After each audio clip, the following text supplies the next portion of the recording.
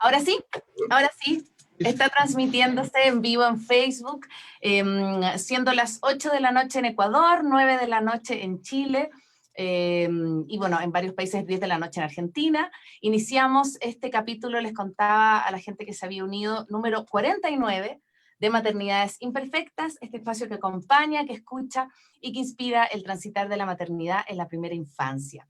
El día de hoy estamos súper contentos porque tenemos un invitadísimo de lujo y me encanta porque Sebastián nos pidió esta vez ver los rostros de quienes estábamos en Zoom. Así que me encanta porque inauguraste una nueva modalidad, Seba, así que me gusta mucho porque vamos a ver los rostros, me decías como también para ver un poco las expresiones, ¿sí? Lo que sí vamos a tener, los micrófonos silenciados, excepto el de Seba y el mío, pero la idea es que todos ustedes puedan ir haciendo sus preguntas a través del chat y también del chat de Facebook. Así que bienvenido Seba, bienvenido a todos los que nos están acompañando a través tanto de Facebook como de Zoom. A este nuevo... Yo ya inauguré el chat con una confesión.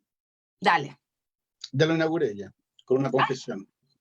Con una confesión, wow, ya, me encantó.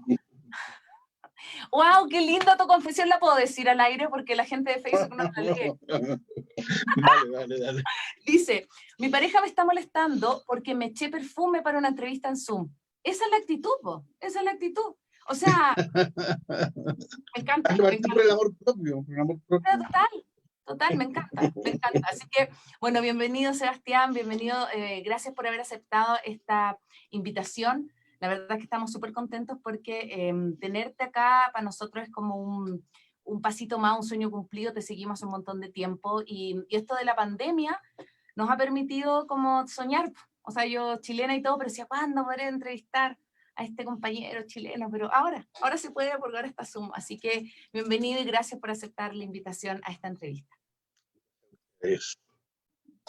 Querido, antes de iniciar, tenemos la costumbre o el ritual de que los propios invitados se presenten. Entonces quiero que tú mismo cuentes quién eres, qué haces, qué quieres contar de ti para las personas que están uniéndose a nuestra transmisión.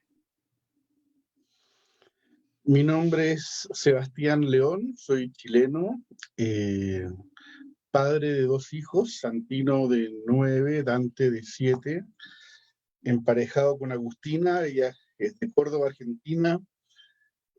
Vamos a cumplir 18 años juntos ya, un buen tiempo. Me gustan muchas cosas, soy muy apasionado por la vida y por muchas cosas. Me gusta mucho la música, me gusta mucho la literatura, la poesía, me gusta mucho viajar, me gusta la buena mesa y la mala mesa también. Pero mesa en fin. Mesa en fin, sí.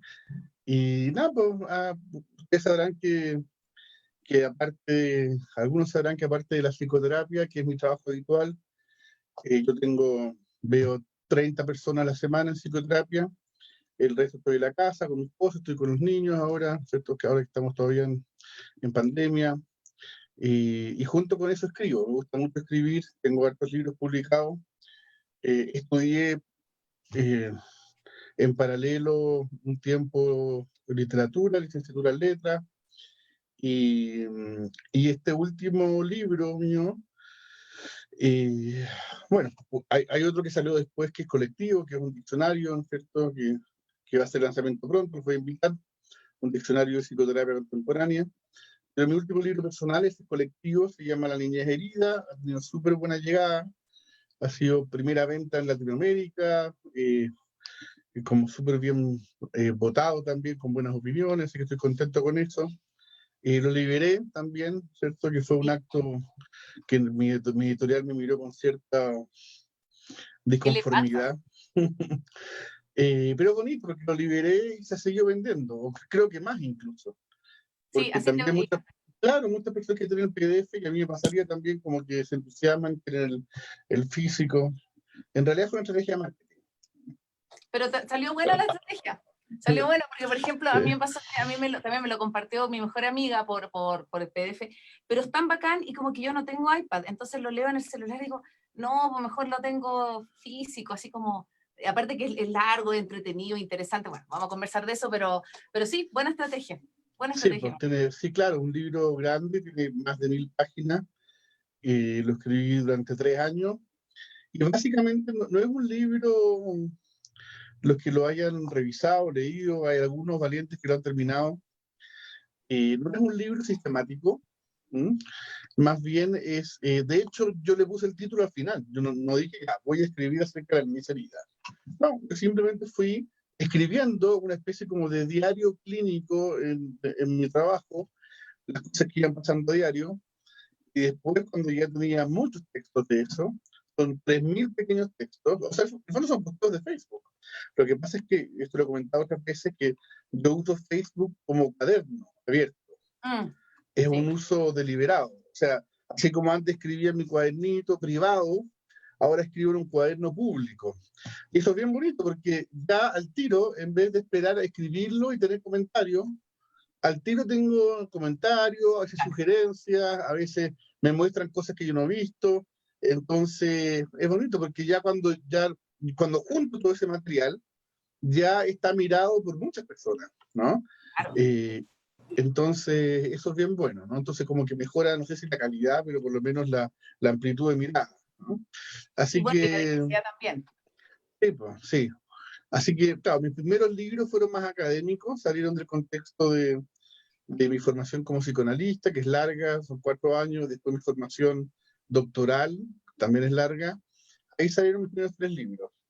Y después, como que me saturé de tanta academia, y dije, bueno, ahora ya no voy a citar más gente, ya me cansé de tanto autor, de tanta cosa, ¿no es cierto?, de tanta intelectualidad, y dije, voy a ir a lo contrario, voy a partir de la experiencia, voy a poner entre paréntesis todo lo que he estudiado, ¿no es cierto?, y me voy a nutrir de la experiencia clínica, ¿no? Y ahí empezaron a salir los primeros libros. El diario clínico fue el primero, que se llama así justamente, inaugurando esa saga, ¿no? Y han salido varios así, pues. Diario clínico, psicoterapia relacional y crianza respetuosa. Después salió el psicoterapeuta como persona, la psicoterapia en tiempos de Facebook, confieso que he sentido, el otro su locura y la mía, un psicoanalista infiel, y después recién ahora la niñez herida, ¿no? O sea, son varios libros. Varios de esos libros anteriores, yo creo que si los junto, a ver, ¿son cuántos? ¿Son 7? Claro, si los junto así como la niñez herida, deben salir 1.500 páginas. O sea, a lo que voy es que son textos que mi proyecto con la niñez herida, que no solamente tiene que ver con hacer un libro grande, sino que es una cuestión económica, en el fondo, porque yo seguí, lo que me inspiró a hacer estas pequeñas entradas fue el estilo de Galeano, Eduardo Galeano, ¿cierto? Ustedes lo consideran mucho, un escritor uruguayo, que tiene reflexiones cortas, ¿no? Reflexiones cortas, pero profundas también, no triviales, ¿no?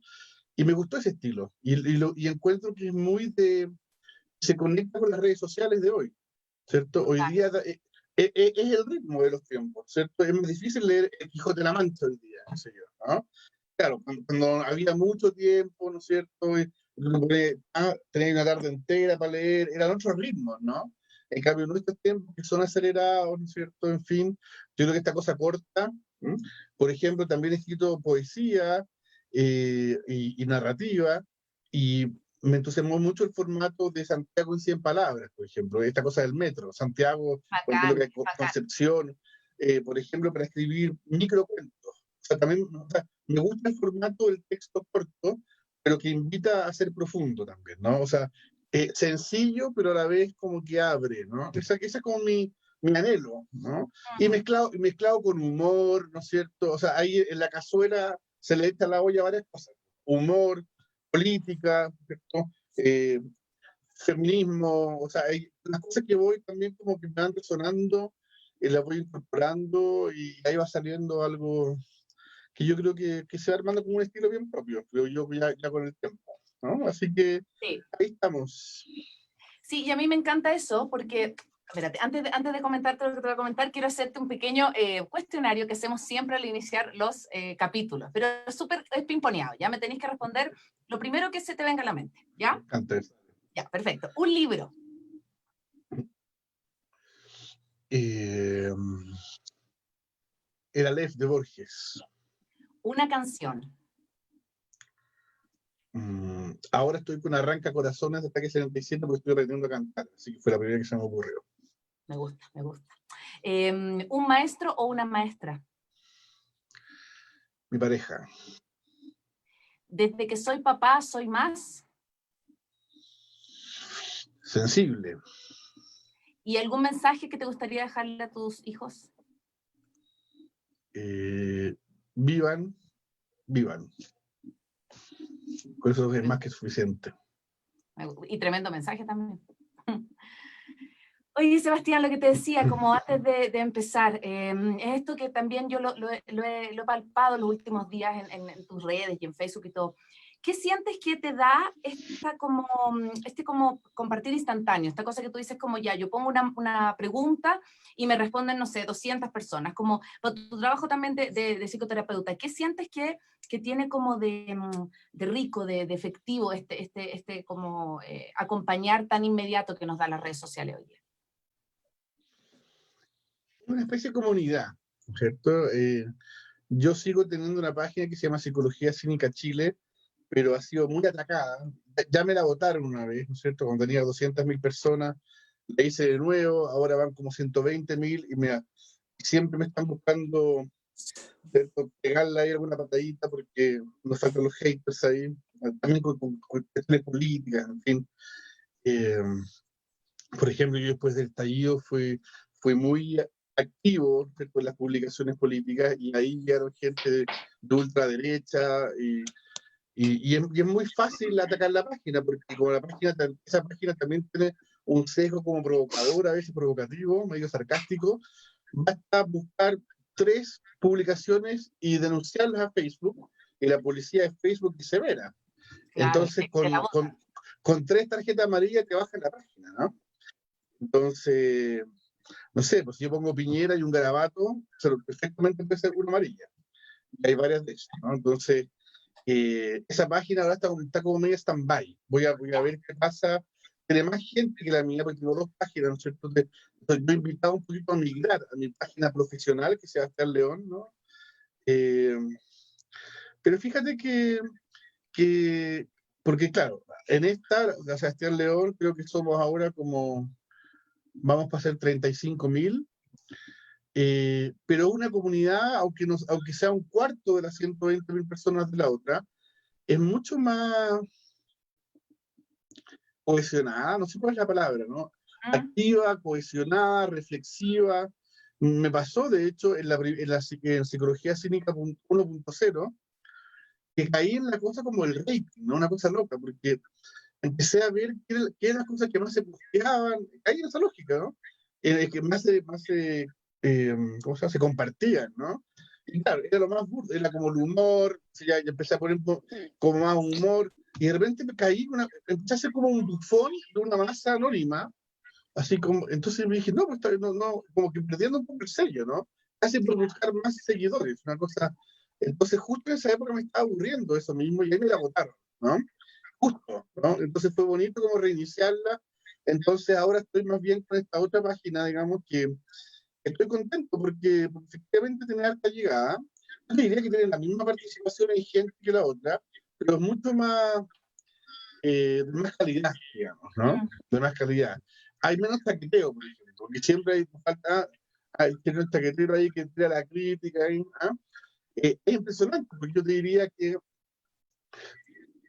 por lo menos, por lo bajo, son 90% mujeres. ¿Mm? Y muchos de los hombres son muy locos, ¿no? Como que entran en la lógica de la competencia. Como que les cuesta, qué sé yo, aceptar una opinión o comentarla, y entran al tiro como mucho, mucho. O sea, la mayor parte de la gente como que tira más como mala onda. 9, 10, vaya a pasear, son 9, 10 personas. Hay una persona ahí con micrófono abierto de eso, ¿no? Sí, sí, dale, ahí se le da una miradita, sí. Acuérdense de cerrar el micrófono, por favor. Eso, ¿no? Hay una cosa como de género también interesante. Pero bueno, como volviendo a tu pregunta, a mí lo que me pasa con eso es la idea como de comunidad, ¿no? Es como yo ser un facilitador en realidad, ¿no? Porque yo no estoy imponiendo ninguna idea, ¿cierto? tampoco tengo como grandes, o sea, esto de la niñez herida, tampoco un gran descubrimiento, digamos, a Freud, esta Bowles, hay tanta gente que ha hablado de la influencia en la infancia en la adultez, ¿no? Simplemente voy compartiendo experiencias mías, preguntando cosas que me parecen relevantes, entretenidas a veces, pero el cable a veces, ¿cierto? Que también es, yo creo que también como que tenemos el derecho no solamente a pensar, sino que también a reírnos un poquito, ¿no? En fin, es como muy es como muy, como que yo no pienso lo que, no tengo una especie como de línea editorial, ¿no? O sea, o si hubiera una línea editorial sería como la autenticidad, ¿ah? O Va sea, saliendo lo que el público lo también que te va yo escribo ahí diciendo. soy lo que soy, no impuesto nada, ¿cierto? Narciso, como aparece ahí, a veces creativo, a veces divertido, no sé, a veces lo que haya, ¿no es cierto? Y eso es, pues, ¿no? Y eso es. Y tiene que ver también con mi estilo de trabajo, ¿no? Yo te diría, con lo que he ido desarrollando los últimos 10 años, que es justamente eso, ¿no? Una psicoterapia que tenga que ver con, desprendida de tanta solemnidad, desprendida de tanta, ¿ah? Y más auténtica, ¿no? Una psicoterapia donde yo pueda estar ahí, y especialmente lo digo en mi caso, porque como yo me formé como psicoanalista clásico, que fue mi primera formación, era todo muy empaquetado, era súper empaquetado. Sigue siéndolo, ¿no es cierto? En ese psicoanálisis 1.0, súper empaquetado. Y eso me hastió, ¿no? O sea, y creo que yo he desarrollado, tomando algunos elementos de ahí, una cosa como muy, muy inversa. Y mucho más cercano. Sí, es lo que pretendo, sí. Antes de empezar ya con las preguntas, quiero darle la bienvenida a La Paz, a mi socia, a mi compañera que está ahí, que se unió. Paz, perdona, no te había activado el audio, pero es que como había tanta gente, decía, ¿dónde está La Paz? Porque después dije, te voy a buscar y ya te encontré. Bienvenida, Paz. Sí, hola, hola. Perdona, Paz, es una muy buena pregunta. ¿Dónde está la paz? La dejo Mira, flotando. ¿viste? Es una pregunta ya filosófica. ¿Dónde está La Paz? Ahí está. Claro. Esta paz está en la mitad de Ecuador, muy metido, en una parte que es media selvática, bosque húmedo, así que me tomó tiempo encontrar señal, pero yo estoy aquí, así que hola Sebastián, qué gusto Hola, ¿qué conocerte. tal? Y tenemos mucha emoción de esta entrevista. Qué bueno. ¿En qué parte de Ecuador estás? En Pedro Vicente Maldonado, es de este corredor Chocó Andino, que es de Ajá, esta parte subtropical. ya. Pero que no, o sea, no es fácil encontrar señal. Donde estoy no hay señal, así que estoy aquí en la casa de un vecino que tiene internet. Así que Me encanta. Me ya encanta. lo logré. Bien, La Paz tiene el bien. look selvático hoy día, como que aporta con la selva. Totalmente. Eh, Sudando además. Sudando total. oye, Bueno, yo en mis años de universitario mochilero, no sé cómo se dice allá en Ecuador, mochilero, como esto de viajar con poca plata y con mochila al hombro, recorrí Ecuador un mes, me encantó. Bueno, wow. aparte Guayaquil, Quito, Cuenca, me acuerdo Loja también, las montañas, al norte Atacama, las playas, Montañita, Ah, pero sí, conocedor. no, sí, ahí Bastante. Sierra, Baños costa. también, Baños, la entrada a la selva por Baños, me acuerdo también, así que no, me encantó, hermoso país, bonito. Qué bueno. Ujú. Querido Sebastián, quería preguntarte, bueno, algo como bien general, un poco yo sé que las personas que nos están siguiendo hoy día también siguen tu trabajo, y me imagino que saben un poco esto de la niñez herida, pero para alguien que a lo mejor nunca ha escuchado de esto, a lo mejor nunca ha seguido tu trabajo y todo, ¿de qué forma el niño herido que tenemos todos, que todos tenemos, se manifiesta en nuestra manera de paternar, en nuestra manera de criar? Quizás es muy amplia la pregunta, pero como, ¿en qué cosas podemos darnos cuenta que está ese niño, esa niña herida cuando nosotros ya somos padres? Ya, quizá un poquito como la premisa de eso es como hablar de a qué me refiero cuando hablo de niñez herida, ¿cierto? Que a lo mejor para alguien puede darlo como por supuesto. Pero fíjate que podríamos ir afinando un poco la idea de, de qué herida hablamos, ¿no? De qué herida hablamos. Porque eh, yo distinguiría dos niveles, sobre todo en esta época, eh, como esta cultura de la felicidad y del perfeccionismo que tenemos como instalado por el capitalismo, en fin. eh, pretendemos, por ejemplo, los padres nos cuesta mucho equivocarnos, ¿no? Sobre todo las madres también por un mandato, ¿no es cierto?, más mariano, en fin. ¿Ah? Entonces la culpa, estamos en la cultura de la culpa, de la ansiedad, no aceptamos equivocarnos.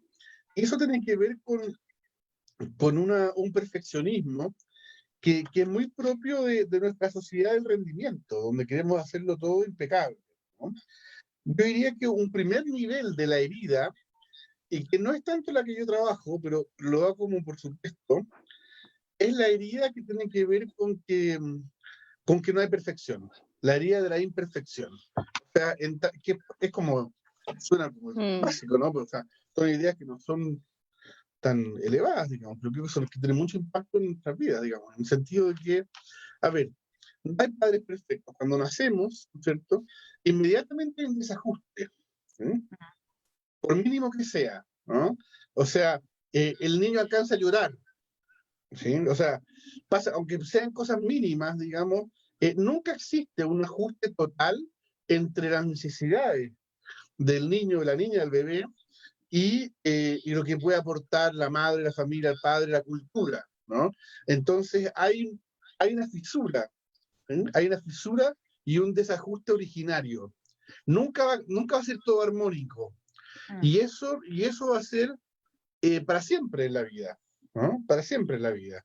O sea, nunca hay una armonía total, nunca hay un ajuste total, nunca hay una felicidad completa. Estamos siempre entonces nosotros bordeando esa herida, ¿no? Cuando digo herida me refiero a esa fisura, a eso claro, que no se ajusta del todo, ¿no? Yo diría que ese es un nivel primario, un nivel primario de una herida primaria, podríamos decirlo así. No quiero ponerle mucho concepto así como sofisticado, pero que tiene que ver con esa imperfección y esa incompletud propia de la vida, ¿no? Desde que nacemos hasta que morimos, ¿no es cierto? Nunca hay perfección. Y creo que esto a veces, sobre todo en la maternidad y paternidad contemporánea, se nos olvida. Se nos olvida, y yo veo muchísimas madres muy angustiadas y muy culposas por un mínimo error o una mínima equivocación, o porque se enojaron ¿no es cierto?, con su niño, o porque quiere mandar toda la mierda, o porque necesitan un espacio personal y no se animan a dárselo, ¿sí? En fin, o sea, ahí fíjense que de alguna manera no está asumida esa sana imperfección, claro, que es propio, ¿no es cierto?, que para ello posteaba, creo que hace unos pocos días, ayer, antes de ayer, esta idea de que lo óptimo es enemigo de lo bueno, ¿no? ¿Sí? Bueno, hay una frase famosa de un psicoanalista, digamos, que a lo que podemos aspirar es a ser suficientemente buenos, ¿sí? Como madres, como padres, como personas, ¿no?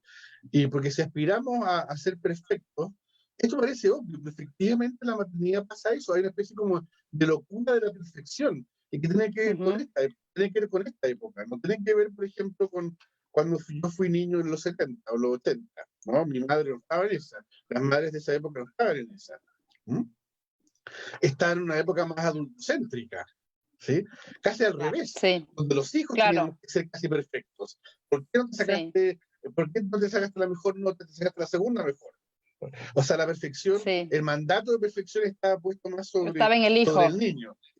Ahora están los padres, especialmente la madre porque todavía hay patriarcado, al padre se le perdona porque es más proveedor, ¿no es cierto? La madre, imagen de Virgen María, tiene que estar ahí todavía, ¿no? Entonces ahora ese mandato lo tiene la madre, ¿no? De que debe ser perfecta, de que, por ejemplo, la crianza respetuosa. Hay muchas corrientes contemporáneas que, que si bien plantean las cosas amorosamente, es muy fácil que ese discurso se instale como un mandato, ¿no? ¿Ja? Donde tenemos que seguir preceptos, digamos, tenemos que seguir esta regla de esta manera, en fin, ¿no? Una serie como de condiciones, casi como un protocolo. Si el niño llora, usted agache, se póngase a la misma altura, y hay niños que funcionan distintos. Yo lo he comentado, mi hijo, el Santi, mi hijo de 9 años, si yo aplicara todo lo que recomienda la crianza respetuosa, el Chile Crece, por ejemplo, acá en Chile, cuando lo he tratado de aplicar, me da pésimo. Yo le pregunté hace un tiempo, bueno, Santi, ¿qué te ayuda a ti cuando estás mal? Ver videos de fútbol contigo. Ya, y lo apliqué, pues. Entonces la otra vez está desbordada. Y ya, mira, vamos a mostrar un video. Mira, vamos a ver los últimos goles de Alexis Sánchez. Las últimas jugadas buenas del Vidal, ¿no? Y a él le sirve eso, la distracción en el fondo, ¿no? O sea, como distraerlo, ¿no es cierto? Como para que baje, ¿no? Pero si yo me pongo a hacer exactamente lo que me dice el manual, me da pésimo, ¿no? Porque él se sentía como invadido. Todo es niño por niño, caso por caso, hija, etcétera, ¿no?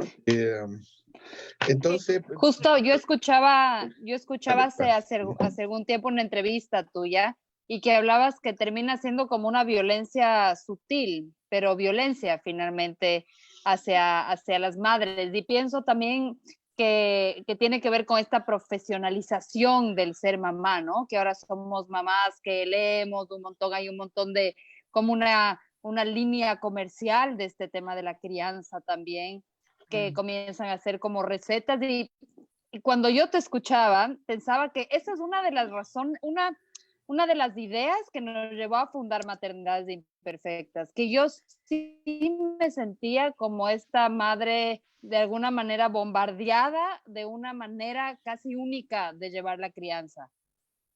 Y que no solo es como una especie de protocolo, sino es como una ética, incluso con el nombre, ¿no? Como crianza respetuosa. Y que en lo contrario, quiero decir, como si uno estuviera siendo irrespetuoso, ¿no es cierto? Exacto. Entonces me pareció como muy refrescante de alguna manera ponerse en la posición de los padres. Sí, yo siempre digo esto, y lo digo porque es verdad, o sea, es verdad. Que si alguno de ustedes pusiera cámaras en mi departamento por una semana, me dejarían de seguir. Me dejarían de seguir, porque no tengo nada especial, ¿no? O sea, no aspiro a ser o sea, pierdo la paciencia, sí, no pego quizás, ¿no? Pero me equivoco, en fin, ya, no, déjame acá, y no, después voy. O sea, muy en la línea de esto de lo suficientemente bueno, pero para nada perfecto, ¿no?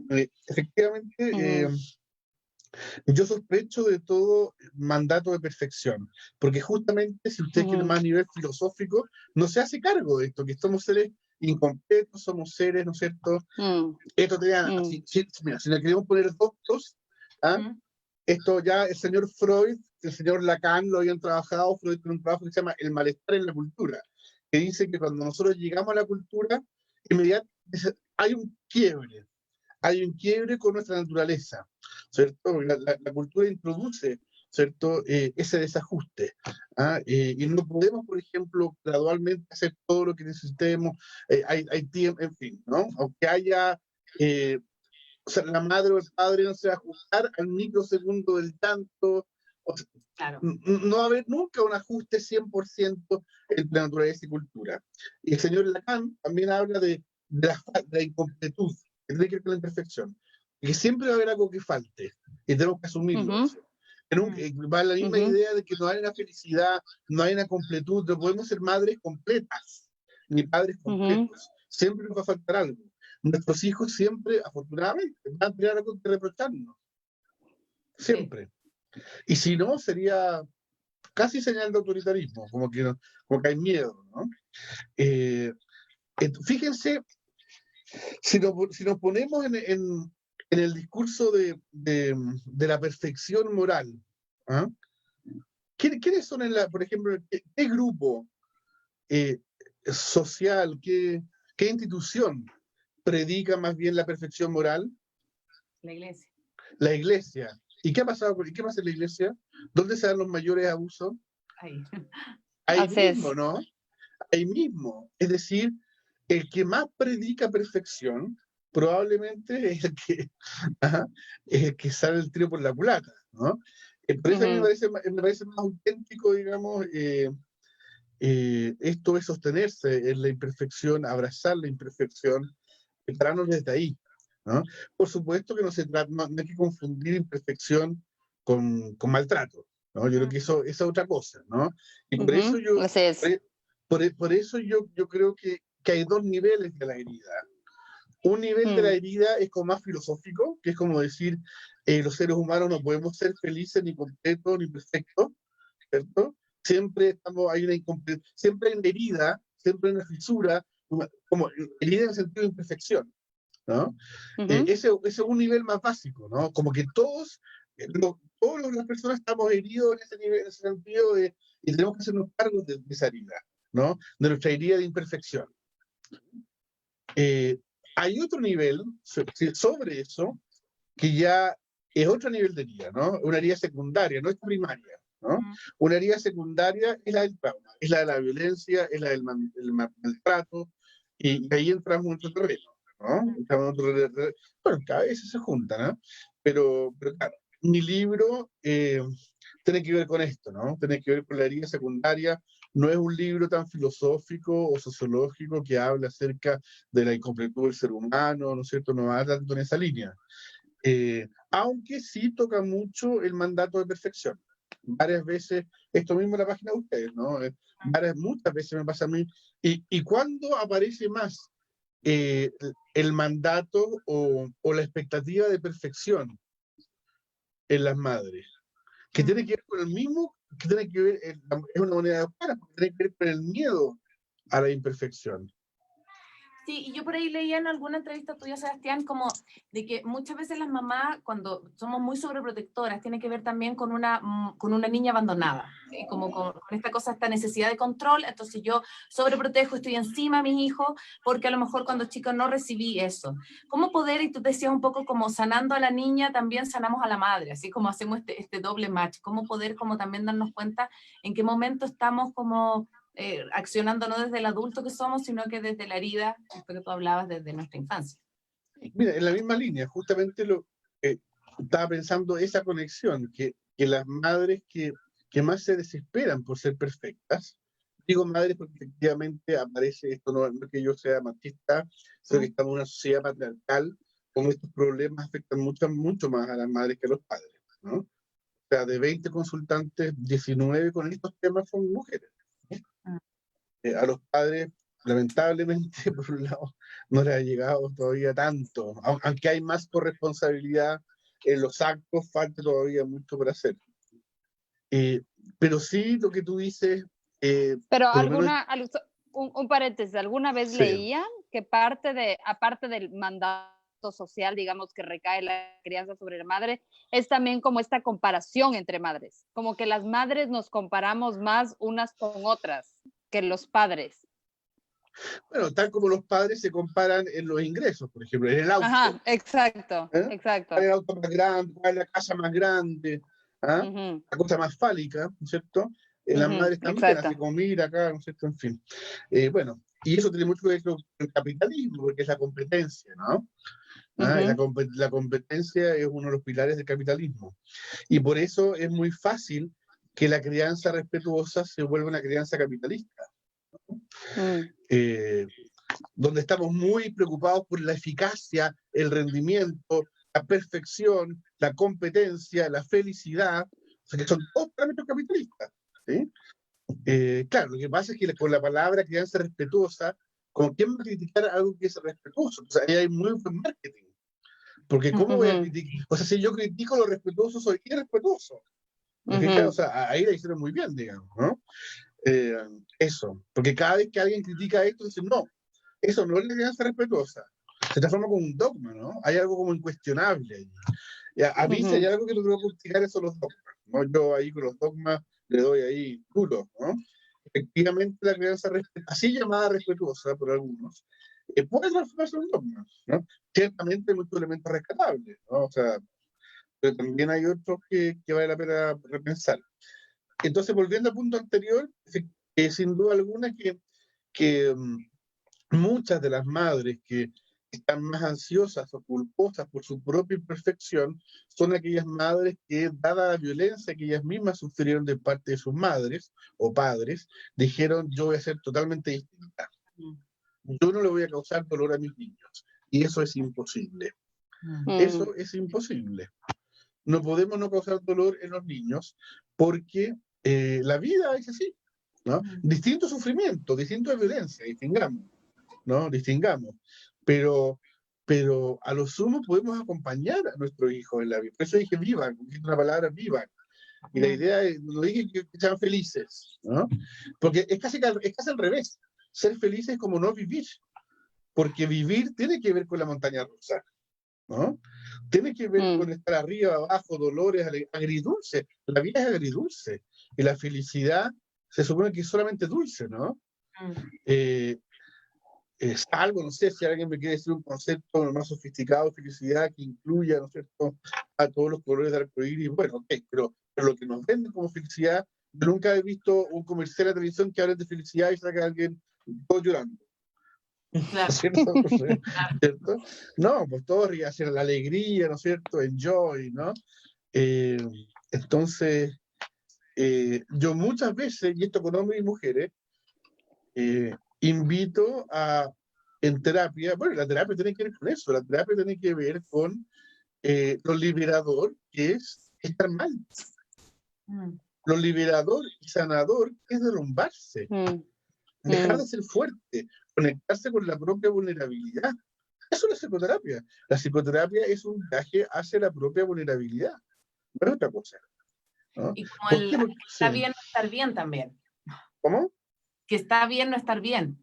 O sea, O no está bien, o no está claro. bien. Pero te entiendo lo que vas, pero fíjate que es como volver a instalar estar bien. O sea, Sí, te cacho. ni siquiera pongamos estar bien o estar bien. Tenemos derecho a estar mal. ¿No? No lo maquillemos con estar bien. ¿Cierto? Yo sé que va a lo mismo, ¿no? Pero la formulación también te hace engañito, ¿no? Tenemos derecho a estar mal. ¿Sí? La psicoterapia es muchas veces una segunda oportunidad, porque muchos niños que crecieron con padres que no podían sostenerlos, tuvieron que acorazarse, de muchas maneras distintas, hacérselo fuerte, irse para adentro, hacerse de cualquier forma.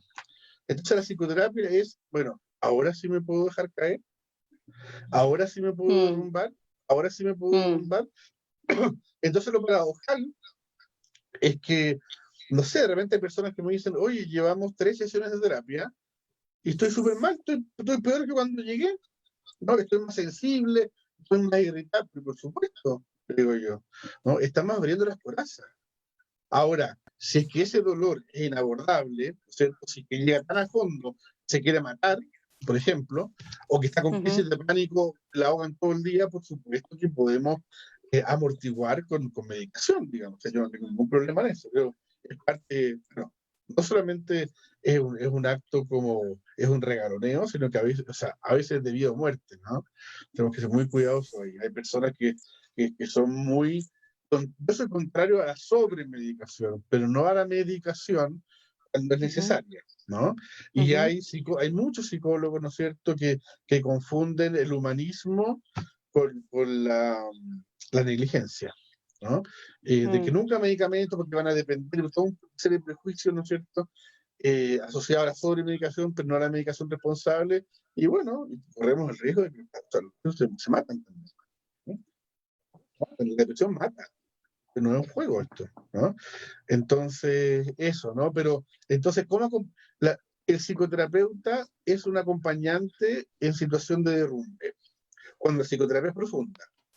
La psicoterapia profunda, por lo general, no creo tampoco si no te derrumbaste, no hiciste terapia, no creas un mandato de esto, ¿no?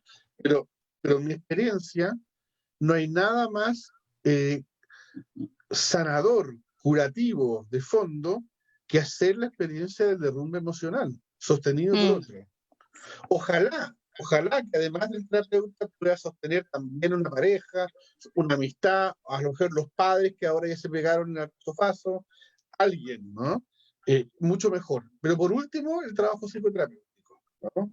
Que ayuda a eso, ¿no?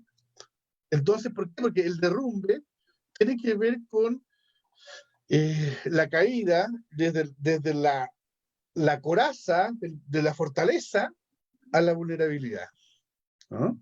Cuando salimos del derrumbe, salimos reconstruidos. ¿Sí? Hay algo así como, no sé, a veces puede ser medio cliché esto, pero hay algo así como un renacer desde otro lugar, ¿no? Hay Como un algo así fénix. sí, de alguna manera. En el mejor de los casos, ¿eh? El mejor de los casos. Por ahí va la cosa, ¿no? Por ahí va la cosa. Es que desde ahí yo siento que lo que tú dices como desde el viaje, esto tiene que ver como el viaje a estas heridas de la niñez o a estas heridas que hoy se están presentando como en la paternidad o la maternidad, la crianza finalmente. Porque yo pienso, por ejemplo, no sé, si tuviste papás que mermaron tu autoestima, que te dijeron toda la vida que no valía para nada, que estaba y o sea, si es que ellos, por ejemplo, que a lo mejor muchos de nosotros nos pasó en alguna ocasión, obviamente tú en cosas medias inconscientes lo vayas a estar repitiendo a veces en tus hijos. Entonces, como esta situación, yo digo, como, me preguntaba, como, ¿qué hace falta como para poder crecer y para poder convertirnos como en estos adultos que hoy crían, sin como criar desde estas heridas, ¿no? Yo sé que quizás es muy difícil lo que estoy como planteando, porque si no hacemos este viaje que tú dices profundo, no nos vamos a dar cuenta cuáles son, o cuáles son estos como patrones que estamos como repitiendo una y otra vez. Claro. En general, criar desde la herida tiene dos caminos. El camino de la identificación y el camino de la sobrecompensación. El camino de la identificación es pegarle a nuestro hijo tal como nos pegaron a nosotros. Implica una identificación con el agresor. Por lo general, es una forma de lealtad hacia los padres, ¿no? Ese niño, esa niña que todavía está queriendo decir, mira, madre, por favor, ámame. Necesito tanto tu amor, sigo siendo esa niña hambrienta de tu amor, que voy a hacer lo mismo que tú. Voy a estar de tu equipo, con tal de que tú me ames. Aunque mi hija lo pase igual de mal que yo, porque me voy a creer tu cuento. Y me voy a identificar contigo. Y te voy a llevar conmigo, para que me ames. Por lealtad a ti. Pues, todo esto es más sutil, ¿no es cierto? Todo esto es inconsciente. No, ahí lo dices así, ¿no? Ese es el camino de la identificación, ¿no? Esto está estudiado por un señor que lo voy a escribir acá, que el primero que habló de esto se llama así, Sándor Ferenczi, es el apellido, Ferenczi. Es el primero que habló acerca de la identificación con el agresor como mecanismo de transmisión del maltrato. ¿Sí? Eso está vigente hasta el día de hoy, ¿no? ¿Y por qué una persona necesita identificarse con el agresor? Esto es típico en el abusador, ¿no? El niño abusado que se convierte en abusador sexual, eso es muy común, efectivamente, lo cual no lo justifica. Este es un lema: comprender no es justificar. ¿Sí? Comprender no es justificar. Porque alguien puede decir, lo estoy justificando, si es que me fue gustado. Estoy comprendiendo. ¿Sí? No es justificar. Que le den cárcel, pero igual puedo comprender, ¿no?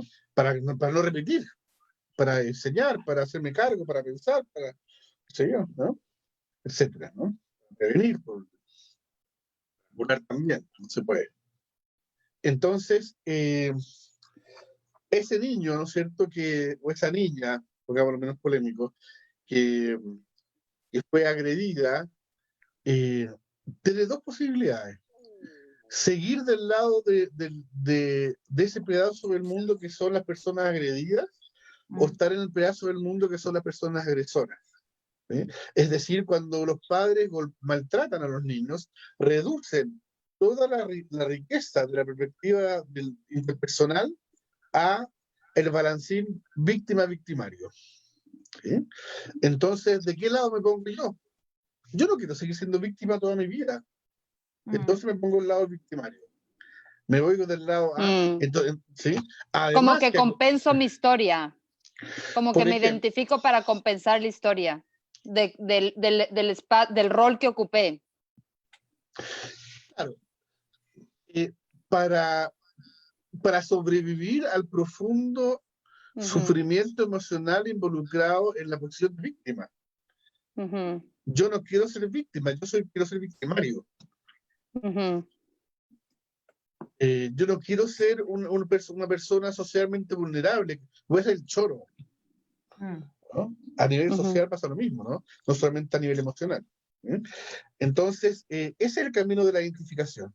El otro camino es el de la sobrecompensación, que ahí habla, por ejemplo, la sobreprotección, ¿no?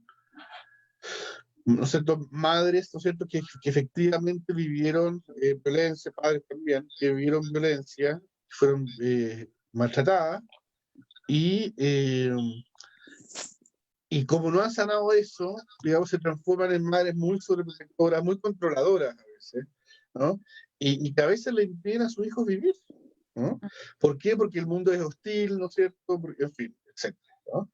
Entonces, muchas veces, no siempre, la sobreprotección es una sobrecompensación de la niñez herida de la madre, o del padre, si que lo fuera. Uy, súper interesante, me parece como una llamada a mirarnos, o sea, obviamente yo siento que no hay un espacio para mí, en mi caso, como más iluminador que la maternidad, como de esto. Yo siento De que, mirar claro, no es adentro. un cliché, a mí ha sido como, uy, estoy haciendo esto, estoy repitiendo esto, desde dónde lo estoy haciendo, como todo el día, porque yo concuerdo contigo, esto de como del tema del dolor, o como, sí, evitar el sufrimiento, una cosa de evitar que el castigo, la violencia, pero el sufrimiento va a estar igual, pero sí es una mirada como a ahondar en nuestra historia, como a ahondar en quiénes hemos sido. Perdona, Paz, ibas a decir algo y te interrumpí. Sí, que hay una pregunta que me parece interesante que complementa lo que estaba diciendo Sebastián, que si siempre hay solo estas dos opciones, entre identificarte o sobre... Compensar. ¿Cuál fue? Ajá, o sobrecompensar. No, esas opciones es cuando estamos capturados por el maltrato. Son las opciones malas, entre comillas, ¿no? La tercera opción, y que va en la mano de la resiliencia, fíjate que tiene que ver con el contacto emocional. Porque en estas dos opciones, negamos el dolor. ¿Sí? La primera es más clara. Voy a volver a hacer lo mismo, no hay dolor. Yo voy a hacer lo mismo, esto es rigor. Esto es rigor, no hay dolor. En la segunda, aparece algo más ansioso, pero también, de alguna manera, implica una sobrecompensación que no se hace cargo de la herida, ¿no? O sea, como que de alguna manera quiere taparla con parche. Entonces, la tercera vía es la conexión emocional con el dolor. Voy a poner otra autora acá, importante, Freiberg. Ahí, alguien está con la tela ahí, ¿no? Freiberg, Selma Freiberg, fue una trabajadora social y psicoterapeuta. Justamente trabajaba con madres que tenían, por ejemplo, hijos pequeños, bebés, hijos muy pequeños, con problemas de alimentación, con problemas de sueño, en fin. Y ella atendía a esas mamás con la guaguita en sesión, pero hablando sobre la madre. Con la hipótesis, ¿no es cierto?, de que son las emociones de la madre, por supuesto, las que afectan el cuerpo, y si hay un tema de alimentación, se transmite a nivel cultural en la madre, en fin, en la lactancia, etc. Y cuando esa madre lloraba sus penas, algo se liberaba en ese campo, ¿cierto? Y se abría la interacción. El vínculo con el bebé. O sea, esa madre que dijo, oye, ¿sabéis qué? Las últimas 3 sesiones me lo he llorado todo porque me he acordado cómo me sacaban la cresta de niña, y ahora mi abuelita toma la leche y ya no me duele el pecho a mí. Increíble, ¿no? O sea, como el campo emocional está ahí encarnado, ¿no? Entonces Freiberg trabajó mucho, digamos, con estas madres, más cotidianamente, algunos los conocerán, digamos, está ¿cómo se llama? La Laura Goodman, desde otro lado, ¿no? Polémica igual, sí. pero interesante, que ella toma, por ejemplo, de Jung, la idea de la sombra, ¿no? En ese famoso libro, La maternidad y el encuentro con la propia sombra, así se llama, ¿no? Tiene que ver con lo que estamos hablando, es decir, cómo hay grandes episodios en la vida muy importantes, y entre eso especialmente la maternidad, que el bebé o la bebé nos hace de espejo. Nuestros hijos se vuelven nuestros espejos de nuestras propias sombras. Es decir, y ahí está la depresión postparto, que está como muchas veces sobrediagnosticada, ¿no? Porque hay muchas veces que esa depresión postparto tiene que ver con estos encuentros con la sombra, ¿no? Con que en realidad como que es un pequeño terremoto, ¿no? De hecho, muchas personas, no sé si les pasa a ustedes, pero muchas de las personas que hoy están dedicadas a la crianza, en fin, lo han hecho desde la experiencia muy removedora de la maternidad. Y que al final dijeron, bueno, yo me voy a dedicar a esto, digamos. ¿No? No sé si le pasa a ustedes. Yo me dedico a esto. A lo mejor yo me dedicaba a otra cosa, ni siquiera era psicóloga. Era ingeniero, contador, comunicadora, y ahora me dedico a esto. ¿Eh? O sea, una especie como de iluminación, entre comillas, ¿no? De iluminación Sí. que pasa que tener los dos polos, porque también implica mirar esos lados oscuros, ¿no? Mirar esos lados oscuros. O sea, podríamos decir que la maternidad y la paternidad, el mejor de los casos, y esto es positivo, es una oportunidad para mirar nuestra niñez herida. Es casi la mejor oportunidad, junto con el derrumbe en psicoterapia. Y un poco lo que planteas es que hablábamos de esos dos caminos, ¿no es cierto? Pero hay este tercer camino que es de esta conexión emocional, con esa vivencia, con lo que me pasa en relación a mi hijo, que me imagino que también, digamos, cuando aparece el hecho de tener esta reflexión parental y esta conexión emocional, también de alguna manera requiere de un trabajo personal, ¿no? O sea, no sé si de un proceso psicoterapéutico, digamos, continuado con todo, pero sí de alguna manera de alguna cierta conciencia. Y ahí me preguntaba, yo trabajo con madres adolescentes, entonces me pregunto, muchas veces el tema de la psicoterapia o el mismo tema de la reflexión van de la mano con el privilegio de acceder efectivamente a la psicoterapia o a cierta educación. ¿Cómo se trabaja esta conexión emocional con grupos vulnerables? Bueno, ahí entramos en un problema de salud pública, porque la psicoterapia no debería ser un privilegio, ¿sí? De partida. Es como decir, bueno, yo tengo cáncer, me tengo que hacer una quimioterapia. La quimioterapia no debiera ser un privilegio, ¿no? Si la psicoterapia es un tratamiento de salud, ¿sí? Es como el tratamiento del cáncer, es como el tratamiento insulínico, es como el tratamiento traumatológico, fija, o sea, por ejemplo, ¿no? Por supuesto, no es lo mismo, pero me refiero al estatuto, ¿no? Entonces, eso es un problema social, ¿no? Es un problema social de políticas públicas, en fin. Donde cada vez más, bueno, la salud mental, digamos, ¿cierto? Sabemos, 1 de cada 3 personas en el mundo tiene o depresión o algún fenómeno ansioso en su vida. ¿Ah? O sea, es muy común, digamos, ¿no? Bueno, pero te fijas, ahí entramos en una discusión macro que tiene que ver con la política, ¿no? Primero. O sea, no debiera ser así. En Chile, por ejemplo, estamos de hecho, ahora está medio stand-by, digamos, medio en pausa, no sé si en pausa, pero la pandemia, pero hay un tremendo estallido social y una revolución justamente por estas cosas. Claro. Por las desigualdades en el acceso a la salud, a la educación, y otros temas, pero esto no debiera ser así. ¿Por qué digo esto? Porque muchas personas preguntan, ya, ¿pero cómo lo hacemos sin psicoterapia? ¿Se imaginan que alguien le pregunta a un oncólogo, ya, tiene cáncer, pero ¿cómo lo hacemos sin quimioterapia? Exacto.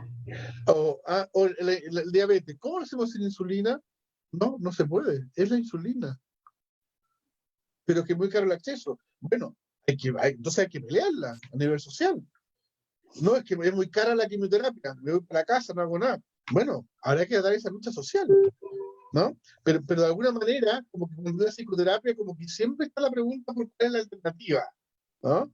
Y eso también es una descalificación respecto a la psicoterapia. Porque es como decir, bueno, a lo mejor es prescindible, podemos hacer un tallercito, una ayuda por aquí y por allá, ¿cierto? Entonces, yo frente a ese tema, soy muy enfático en decir que la psicoterapia es el tratamiento.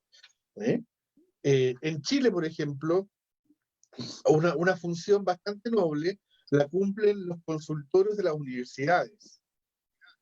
Ciertamente con terapeutas menos preparados, con menos experiencia, pero supervisados por profesores con más experiencia. ¿no? Donde hay atención muy accesible, por ejemplo, ¿no?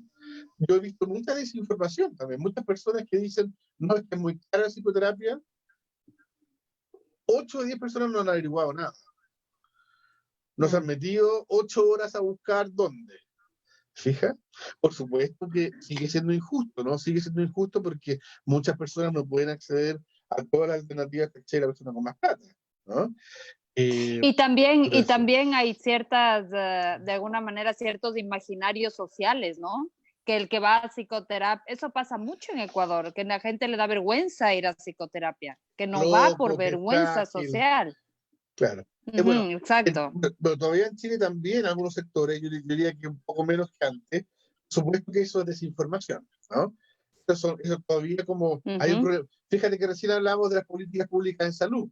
Ahí nos falta educación emocional, un problema de educación, ¿cierto? De política educacional. Exacto. Que desde niños, así como nos enseñan matemáticas, así como nos enseñan ciencias, nos enseñan psicología, que nos enseñan educación emocional, ¿sí?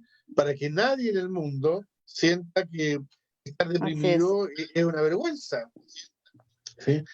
¿Te fijas o no? Entonces, acá hay muchos niveles, ¿no? Hay niveles biológicos, que decía, bueno, que a veces hay que medicar porque hay biología, sin duda que hay psicología, y también hay aspectos sociales, ¿no? Es muy complejo en muchas dimensiones, ¿no? Salió el tema de, bueno, esto es la crianza consciente, ¿no? Yo creo que de eso se trata, ¿no? Se trata de ser consciente. Yo, bueno, hay tantos ejemplos, ¿no? Voy a poner 2 ejemplos, que puedo buscar muchos más, pero les decía, desde mi imperfección como padre. Un ejemplo reciente, que creo que lo comenté en algún momento hace poco, es que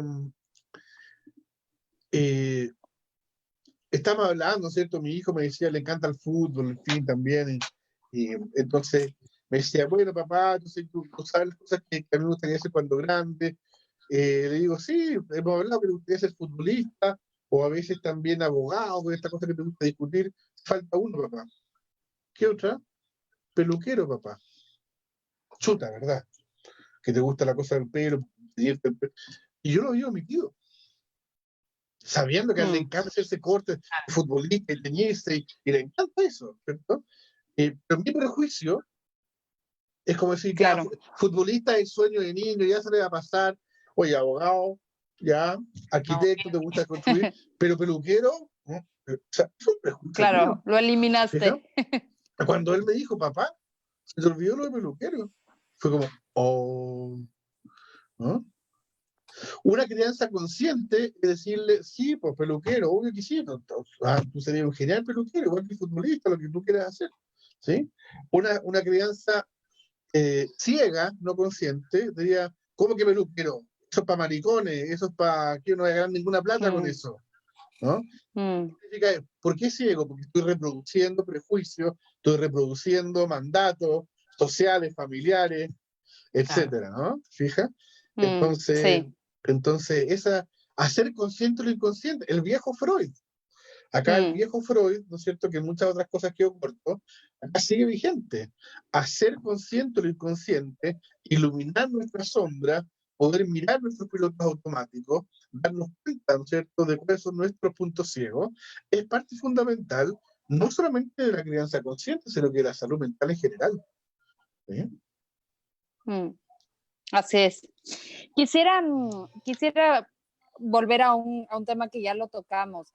Eres de los pocos autores que de alguna manera he sentido que reivindican el tema de la autoridad al rato de paternar, porque siento que en esta línea que hablamos de la crianza respetuosa se habla de firmeza o también a veces se confunden límites con violencia. Entonces quisiera un poco reflexionar contigo de este tema de la autoridad en la crianza. Sí, primero hay que distinguir entre autoridad y autoritarismo. ¿Sí? Particularmente en Latinoamérica nosotros somos países muy dañados por un abuso de autoridad que nos llevó a secuelas brutales, ¿cierto? Entonces, no solamente la época, que es una época donde han caído los grandes ideales, las grandes figuras esa autoridad, los discursos, ¿no es cierto? ¿Ah? Esos los grandes relatos, le llama la sociología, han caído en el mundo. Los presidentes ya no son esos oradores, ¿no es cierto? Son tipos como más, ¿ah? En general, menos monumentales, ¿no? Eso Sí. a nivel del siglo XXI, pero aparte en Latinoamérica, estamos muy traumatizados todavía por una autoridad abusiva, ¿no? Y que nos hace confundir autoridad con autoritarismo, ¿sí?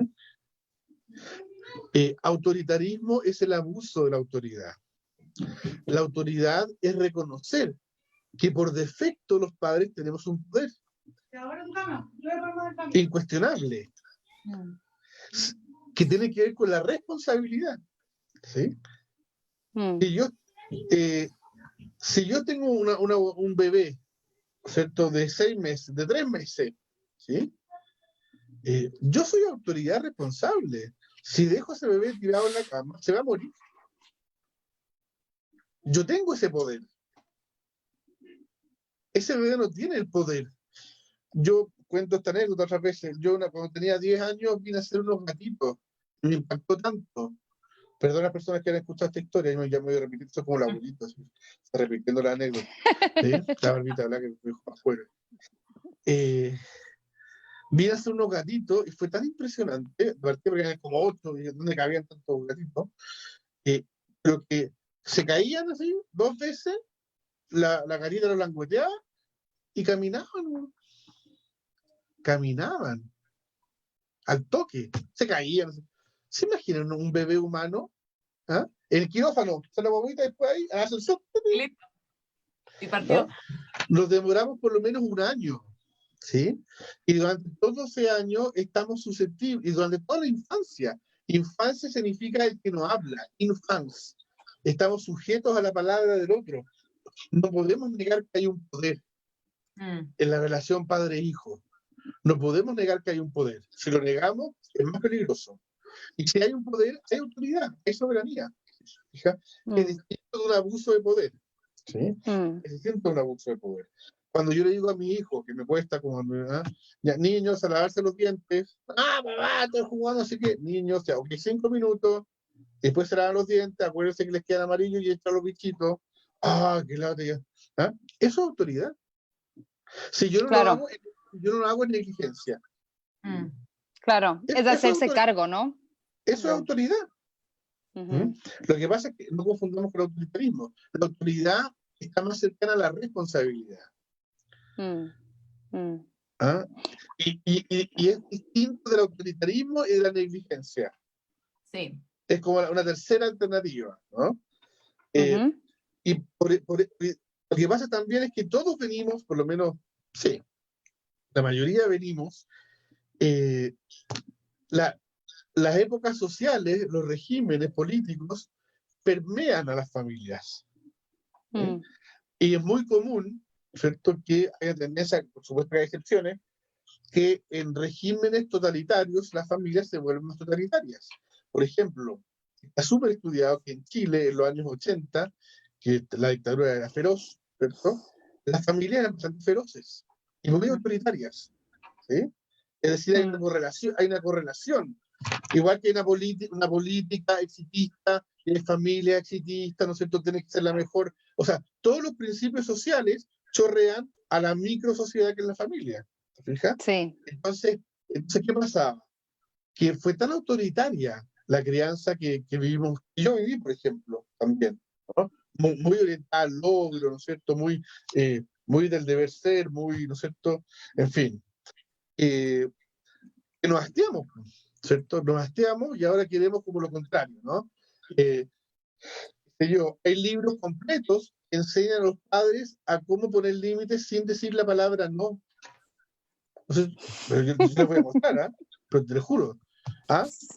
101 maneras de poner límites sin decir la palabra no, porque la palabra no se supone que es violenta, ¿no? Claro. Y hay como una dualidad, siento yo, porque es como no quiero hacerlo sufrir, entonces como que le voy a evitar todo tipo de frustración y voy a como mantener...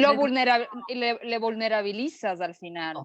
Y algo que también tiene que yo he visto en mi propia crianza es que se pierde la naturalidad en la crianza cuando Claro, estás como con todos estos mandatos. Y eso es complejo en el día a día. claro, también está este mandato a la felicidad, por ejemplo, que, a ver, yo quiero acompañar a mis hijos con mucho amor a que puedan vivir la vida. La vida implica Ujú.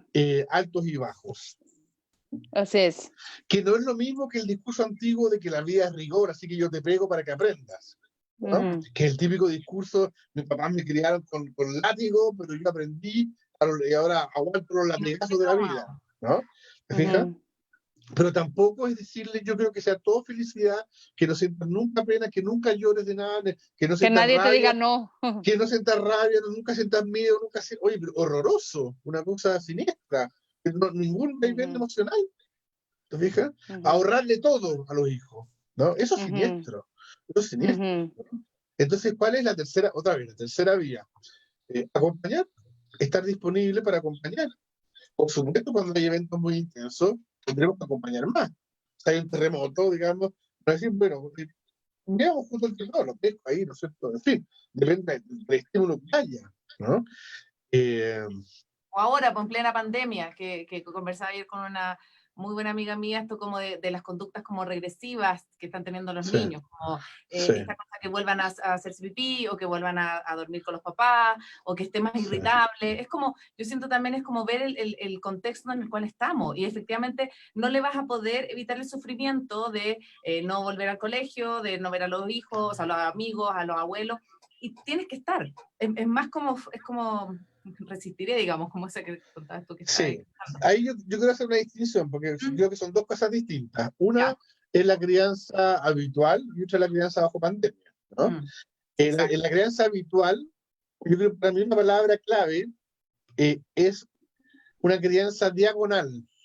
¿Por qué diagonal? Porque hay dos ejes que tenemos que asumir. Hemos estado hablando del eje más polémico hoy día, ¿cierto? El eje de la autoridad, que no es autoritarismo, es responsabilidad. ¿Eh? Y no es violencia, y no es violencia. Al contrario, violencia, maltrato es negligencia, sacarnos ese eje. Y el otro eje que también está, que es importante, que es el eje que antes se eludía, que es el eje de la mutualidad, de la complicidad. De Sí. jugar, por ejemplo, y esto se junta con la pandemia. Mis hijos están con más horas de consola que en general. Ahora, nosotros estamos un poquito más laxos con eso, porque puta, en realidad es como ya. Yo también estoy con más computador o más no sé qué cosa, me hago más, alguien mira más series que si ya, un poquito más de. Y, y ahora, por ejemplo, no sé, pues yo con el Dante, con mi hijo más chico, me siento con él en las noches a ver un mono. Al principio no cachar, aburrido, así como, ¿no? Y de repente me empecé a meter, pues es un mono, unos monos pelacables, así divertidos de YouTube, no sé, ¿ah? Y, y ya tenemos código, ¿no? Entonces, Claro. papá, son las 8:30, son las 9, vamos a ver nuestros monos locos, ¿sí? Y yo veo los monos locos con él, ¿no es cierto? Y estamos ahí. Y digo eso porque muchos papás como que demonizan en extremo las pantallas y no se Sí. dan cuenta que ellos mismos están todo el día Ujú. en el celular o en la pantalla, ¿no? También. Entonces, estamos en la época de la pantalla, ¿no? Y es así, digamos, ¿no? Es como si cuando se inventó el libro, ¿no es cierto? Oye, sabes que no están haciendo jugar, están leyendo libros. ¿No? Ya, sí, no, ok, todo extremos malos, en fin, pero también entremos en la dinámica, o sea, podemos entrar en el mundo de los libros también. Mm. Y hacer, pero Ujú. qué rico, o no es rico compartir una película en pareja, es rico compartir Así es. una serie en pareja. ¿Y por qué tenemos Sí. que estar siempre demonizando el juego del caro chico o la consola? No, porque es violento, no sé qué cosa. Bueno, nosotros El vemos otro películas día, violentas, en fin. Sí. perdón, leía un comentario tuyo en el Facebook que decías como justo un caso de alguien que hablaba contigo, que el niño había comprado algo como por internet, algo así, y la mamá en vez de retarlo como que le preguntó, ¿qué estás comprando? Entonces el hijo se convirtió como en el maestro del papá, o sea, como decirle, mira, este juego se trata de esto, y como un poco interesarse en ese espacio, también que era de la tecnología y todo, y como cuando ya dejó de demonizarlo, conecto. Ya, o sea, y sobre todo ahora en épocas de pandemia, que efectivamente lo que tú decías es súper cierto, o sea, las rutinas se fueron. Lo cual nos quita, por ejemplo, nosotros también por ejemplo, no soy ningún ejemplo de nada, por favor, insisto, siempre estoy comentando experiencias. No que por ningún pedestal para lo que hablamos, ¿no? Pero también nosotros le prohibimos cosas. De repente hay unos youtubers que son racistas, así, o clasistas, o garabateros, todo el rato con garabatos, pero a puro garabato. Mira, no. Pero mamá, no. Mira, por esto. ¿Ya? ¿Ah? Estos otros sí, son divertidos. Este otro, como ahí, como que casi como que llega no sé qué. O este otro, el Luchito Comunica, ¿cómo se llama? El Luisito Comunica. Eso es bueno. ¿Ah? Es divertido, nos muestra viajes, cultura, pero hay otros que son, que se burlan, ¿no es cierto? Que son como despectivos, no, eso no queremos, no. ¿Te fijas? Y lo explicamos por qué. Que a lo mejor puede llorar y lo acompañamos en ese canto, ¿no? Pero hay una responsabilidad ahí, ¿no? Entonces, ahí está, ¿cuál es la crianza diagonal? La crianza diagonal es la que reconoce ambos ejes de la crianza, tanto el vertical como el horizontal. Y a veces estaremos más del lado una, a veces más del lado la otra. ¿No es cierto? Yo cuando juego al fútbol con mi hijo en la terraza y chuteamos, estoy más en la complicidad, ¿cierto? Pero si se si se pelean los dos, a ver qué pasa, ya, me pongo ahí más árbitro, cuénteme qué pasa ya. ¿Te fijas? Y eso es así, ¿no? Entonces yo creo que no tenemos que tenerle miedo. Nuestra generación de padres le tiene miedo a la autoridad, porque fuimos traumatizados por una autoridad autoritarismo, claro. no, sangrienta, masacradora, ¿no? O sea, a ese nivel, o sea, está a un nivel extremo, no es como, o sea, ¿te fijas?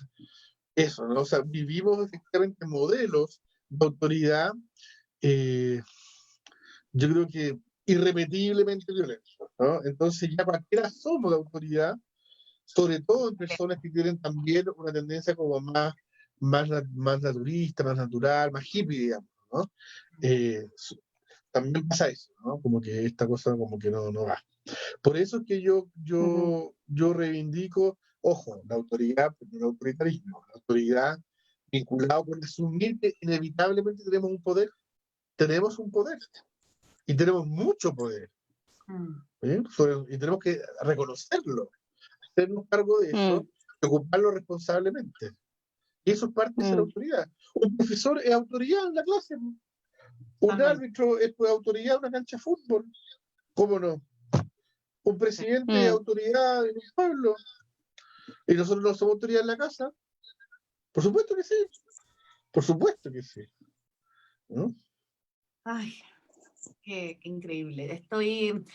Me pasa un poco como esto de las millones de preguntas que se me vienen a la cabeza, como de millones también de comentarios que están escribiéndonos a través del chat, y como sentir que es un tema que me parece tan importante de ponerlo en discusión. A mí me encanta, y por eso también te quiero agradecer, Sebastián, por esta entrevista, porque me parece súper vital de acercar estos temas a la gente, acercarlos mediante las redes, acercarlos mediante las preguntas abiertas, porque creo que pocas veces hablamos de lo que nos está pasando. Entonces me parece que esos espacios son súper necesarios para no solo ser mejores papás, sino que para ser mejores personas y para ir a estas profundidades que tú mismo hablabas hoy. Así que yo quiero personalmente, bueno, me imagino también en nombre de La Paz, de este espacio como de las maternidades, de agradecerte mucho, Sebastián, por acceder y por decir sí a esta entrevista, porque ha sido realmente un placer, un gusto y eso, como eternamente agradecida por darnos el espacio de mirarnos también en este camino. ¿Paz? Sí, bueno, la verdad, a mí creo que hay mucho de lo otro, hay mucho esta Biblia de lo que es ser una buena mamá, hay mucho este protocolo, y es interesante, no quiero quitar, y además entiendo de dónde viene, y obviamente estoy a favor de los buenos tratos y tal, pero el hablar de esto no se hace tanto. El hablar un poco, el cuestionar estas corrientes que están tan posicionadas actualmente es hasta mal visto, de verdad. Así que me parece como muy importante como que acercarnos a otros discursos, a otros cuestionamientos. Y bueno, también te agradezco, Sebastián, porque creo que hemos ido también por diferentes capas, ¿no? Desde lo biológico, lo social, lo cultural. Así que así como te dije al comienzo, es refrescante comenzar a pensar la maternidad como desde otros cuestionamientos. Así que muchas gracias. Yo les quiero hacer una propuesta. Tomemos 3 preguntas de los asistentes, ¿les parece? Me encanta. Perfecto. Ya que estamos en Ujú. esta, ¿cierto? El eje horizontal. Ya. Ujú. ¿Quieres Ustedes tú la, también? ¿Te ustedes la parece si tú escogen, eliges? Ah, bueno. porque hay por Facebook también, ¿no? Por Facebook también están escribiendo, También ¿no? por Facebook. Entonces vamos a hacer algo. Voy a escoger 2 y 2, una. dale. 2 y Ya. 2 y yo la agrupo. Perfecto. Le hago Ya. 4 preguntas y la agrupo, dale. Yo escojo las de Zoom y tú escoges las de Facebook, ¿te parece? Ya, perfecto. Yo escojo la de Facebook. Ujú. A ver, en Facebook. Espérame. Ya, espera, no, una pregunta. Es que esto está hablando como de... Mira, léela si quieres y te voy a hacer un pequeño comentario sobre la Biblia. Léelo por mientras, Cone. Ya dice. Sí, Fíjate, dale. vamos un segundo, Cone. Es Dale. interesante la metáfora de la Biblia, ¿no? Pero cuando dices Biblia, en el fondo hablamos de dogma. Cuando la crianza se vuelve dogmática, ¿cierto? Se transforma en una religión, ¿cierto? Desde la cosa más práctica, oye, así que no correctas, no correctas, ¿no? O sea, desde esa cosa, que a lo mejor es más práctica, hasta los autores, por ejemplo. A través de una página amiga, o sea, criticar a Carlos González, y fui lapidado por los sí, Claro. pero fui lapidado. ¿Por qué? Porque es un mesías, digamos, es uno así como San Juan, es como San Carlos, digamos, San Carlos González. Entonces, cuando estas cosas, estos discursos se vuelven dogmas, además generan culpa, que eso es muy judeo-cristiano, la culpa del pecado, ¿no? Asociado a la Biblia. Entonces tenemos que tener mucho cuidado en transformar incluso este discurso, cualquier discurso, en dogmas, ¿no? Esto para mí no es ningún dogma, Así es. es una reflexión que propongo, pero no es la crianza fraternal o la niñez de vida. Vamos de lo. No hay nada, ahí volvemos al principio, no hay nada completo acá. El dogma se presume como un discurso sin fisuras, sin herida existencial, y eso es muy complejo, ¿no? Sí, pero ¿pudiste? también me doy cuenta que la crianza, al ser exigente como es, como que nos hace sedientos de estos dogmas, nos hace sedientos de que alguien nos dé la receta. Es como un ida y vuelta, ¿no? Es nosotros también exigiendo, ¿cuál es paso 1? ¿Cuál es paso 2? Así es. Y tiene que ver con el perfeccionismo también, etcétera, ¿no? Ahí todo se da vuelta. Dale con él. Escogí dos que me parecen interesantes. Son distintas, pero me parecen súper interesantes. Una dice, ¿qué importancia le das en el contexto actual al feminismo en la crianza? Una preguntaza. Y la otra dice, ¿cómo ayudar al cambio cultural si los hijos son tratados como propiedad privada de los padres? Así es en Ecuador, dice, se confunde autoridad con maltrato. Esas son las dos que me parecen como más interesantes. ¿Y tú, Paz? ¿Las del chat? ¿Te parece si respondemos de estas y luego voy ya no confundir Prefiero, todo? perdón, prefiero traer las 4, porque a lo mejor perfecto. ¿Parece? Catherine, Sebastián, ¿qué herramientas recomiendas para que los padres podamos trabajar en casa estos gatillantes que nos hacen reaccionar frente a las conductas de nuestros hijos y para conectarnos con nuestra historia? Y la siguiente es también un poco más cultural, ¿cómo elaborar la culpa culturalmente arraigada? Este sentimiento de culpa que con la Cone decimos que nace el día de que nace el hijo, digamos, casi a la par. ¿Cómo elaborar esta culpa? Ya. Bueno, de nuevo no tengo respuestas dogmáticas, ¿cierto? Tengo reflexiones, primero, porque si no quedaría en lo mismo, ¿no? Sobre el feminismo, ¿no es cierto? Bueno, yo soy un apasionado lector de literatura feminista, siempre está el riesgo con esta cosa de ser como el aliado, ¿no? Esta cosa como, esta figura media compleja del hombre que yo me asumo como machista en rehabilitación, no me asumo como un hombre feminista, estoy lleno de machismo por todos lados, digamos, esto mismo, o sea, que estoy en mi escritorio conversando y mi pareja está ahí, que los niños, que la comida, que la cuestión, o sea, otro privilegio más, ¿no?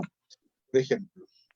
Entonces yo no puedo ser, yo creo que todos somos, incluso mujeres y hombres en esta cultura, no podemos sino ser machistas en rehabilitación. faltará un par de siglos para decir un feminismo arraigado.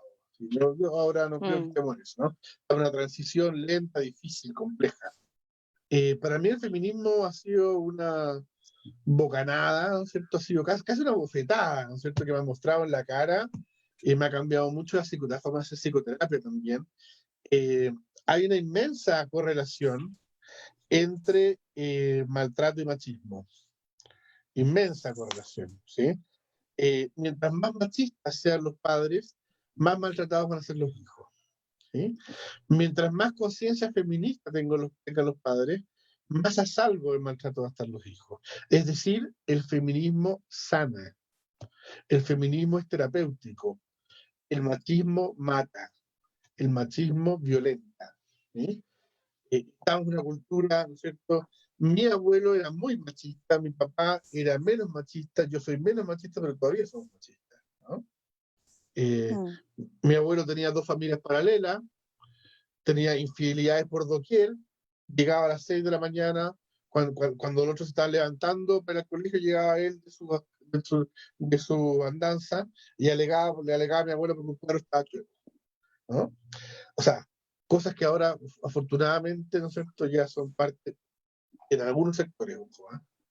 Hay mucho, por ejemplo, me impresiona mucho. El otro día yo puse no sé si es un meme, pero ¿cómo decirlo? Una imagen como feminista, ¿qué decía? No me acuerdo. Los privilegios, como los privilegios masculinos, no sé. Y llegó, perdón la palabra, una horda, no sé si alguien vio esa publicación, hay páginas que se llaman, hay páginas antifeministas, y llegó, y en Latinoamérica el machismo es gigante, ¿no? Y hay una página que se llama, no me acuerdo cómo se llama, pero que el tipo puso acá una aliada de atáquenlo. Yo supe eso después, pues. Entonces todos los seguidores de esa página fueron como verdadera, no sé, no quiero descalificarlo tanto, estampida. Pero sí, tremendo, ¿no? Contra, ¿y por qué los hombres no te dejas pisotear?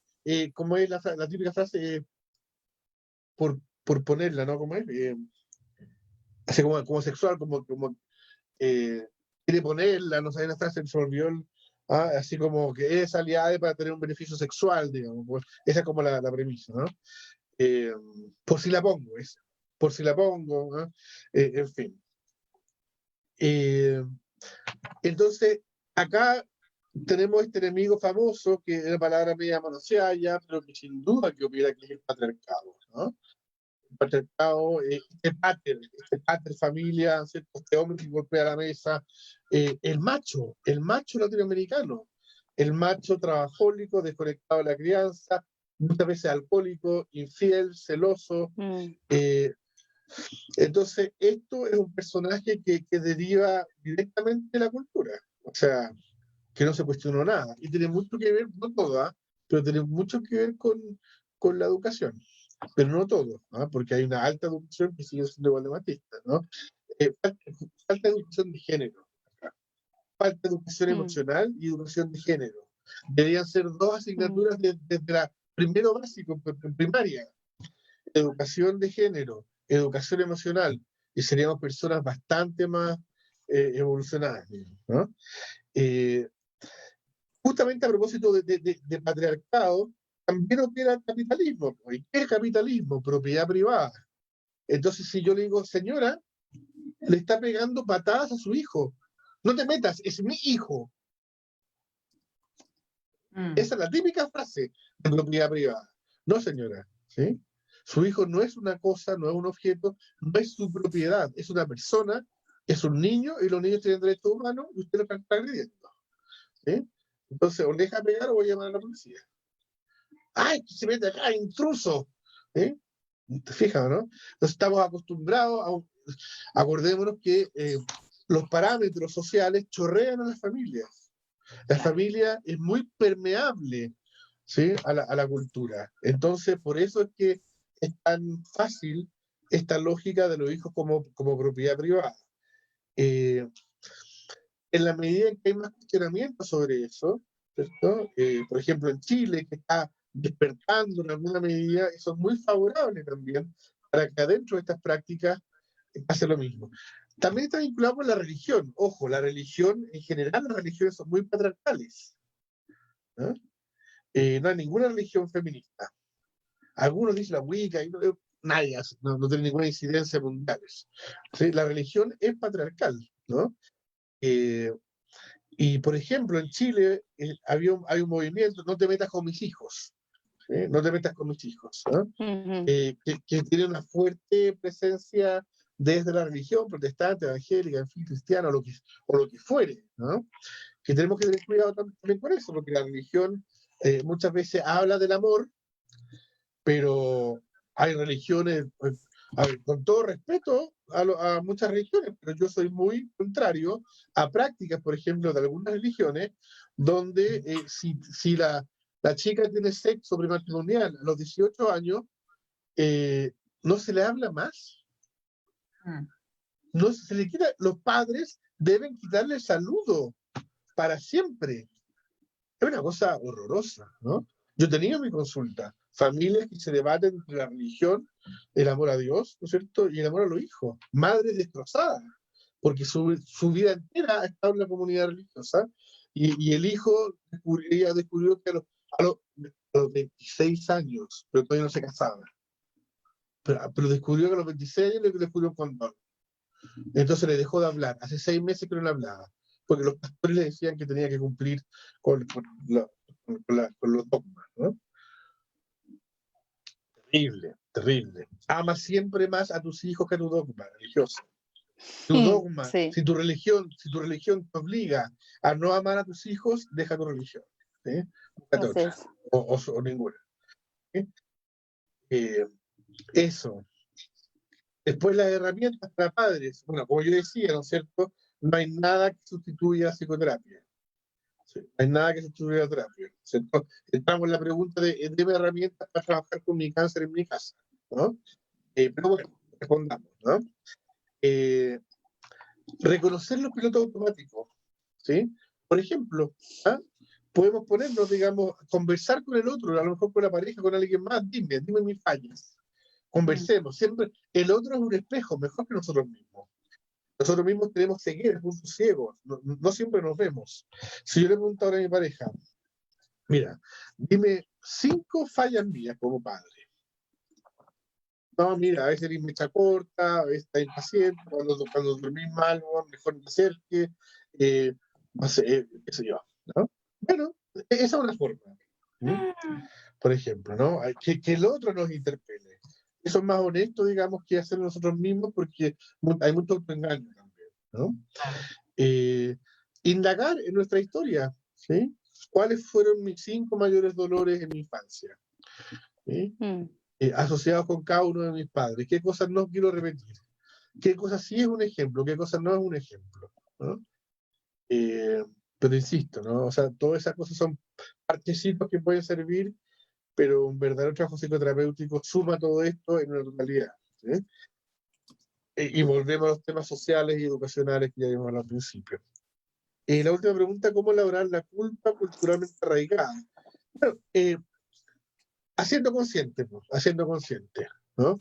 La conciencia es un buen antídoto frente a la culpa. Cuando yo me doy cuenta de esto, esta mamá, por ejemplo, que dice, oye, es verdad que acá la religión, que yo sentía una ayuda, me está haciendo sentir culpable de amar a mis hijos. ¿Sí? Ahí, si yo soy consciente, vuelvo a tener las riendas de mi vida en la mano. Porque si yo estoy en piloto automático, simplemente estoy replicando, como la persona que se identifica con el agresor. Volvemos al principio, como autómata, ¿sí? Voy para adelante. Como yo cuando se me olvidó el peluquero. ¿Por qué? Porque yo aprendí que peluquero no está a la altura de abogado. Prejuicio, ¿cierto? Mi hijo fue mi espejo ahí. Papá, ¿se te olvidó? Con toda naturalidad, no me lo dijo así como papá, tu prejuicio, así como papá, pero así con una hermosa inocencia de ningún juicio, ¿no? ¿Sí? Entonces, eso, ¿no? El otro nos ayuda como espejo, y cuando tomamos conciencia, la conciencia funciona como antídoto frente a la culpa.